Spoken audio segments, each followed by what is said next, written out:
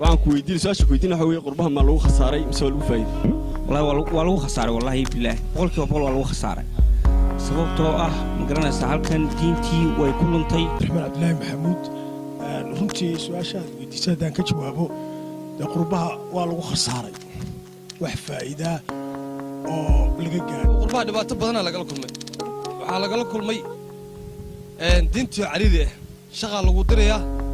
casri duhur ku kafayaan ilmihi meel geeya lagu leeyahay quraan iyo wax ku baramayaan luqad balay baqti barnaya markuu weynaado siisaba horta waa lagu khasaaray waxay bari kamaal waa laga hayaamaya waqtiguna iskuraya muhiimadda aan markaan u soo noqdo su'aashaada aan ka leeyahay anigu waxa weeyaan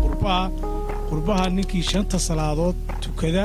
iyo masaajidkiisa iyo caruurtiisa diinta u dhiga kii ilaahay faamilsiiyo waa ku faa'iidaya inanka weeyaan taribtu qurbuhu agardaama weeye haddana halisiyo dhibaato dadkii kama hawl waxaan ku dardaarmayaa nin waliba markuu doonayo tiisa akhriya tiisa adduunyada inuu ku faa'iido uu qurbaha markay noqoto iyo wadankiiba waa isla halkii xagga ilaahayna waa u simantay halkan iyo wadankiiba waxa weeyaan waxa lagaga baahay inaad salaadaada shanta salaadood ee xadhiga ilaahay aad qabsato xadhiga markaad qabsato ilaahay waa ku barakaynaya marka ummadda ilaahayna dhammaan ubadka iyo ummadaba ilaahayna wana waajiyo dhammaanteen teena akhriya teena adduunyaba wasalaam ay weydiisay qurbaha ma lagu khasaaray mise waa lagu faa'iiday qurbaha nin walba sidoo ka dhigto weeye inagu dhaqan bay leenahay diin bay leenahay dal bay leenahay Soomaaliland baa la yiraahdaa haddii qurbaha aad timaado oo aad u qaadato qurbahan aad joogto inuu yahay dalkaagii ummadan joogtaana waa ummad gaala ah wadan gaalo waa loo soo tahriibay waa la yimi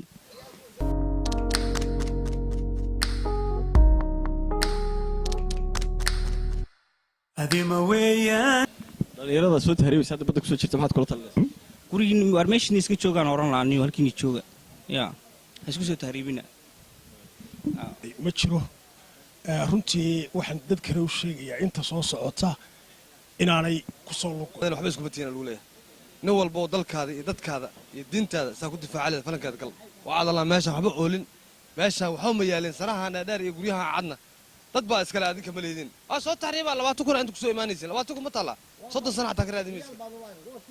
hal eeran kala nahay dadka 20 kun ku soo aada Yurub tukaan yar sadaqada iska furo waa saas ma fahanti deedna ninkii waxa faa'iido qaba maanta dalkii jooga halka waxba lama joogaan waa lagu khasaaray baan leeyahay anu su'aashaas rag badan oo imika waxa jira xataa hamigooda iyo qorshahooduba yahay inay noqdaan oo ay dalkooda ku noqdaan qaar badan oo la celiyay oo wadankii lagu celiyayna waa jiraan oo xataa maalmo dhaweytoono wax celiyay inaan baan celiyay ka hor dhowr bilood ka hor ina kala isaguna noqday marka runtii meeshan adima weeyaan taribtu qurbuhu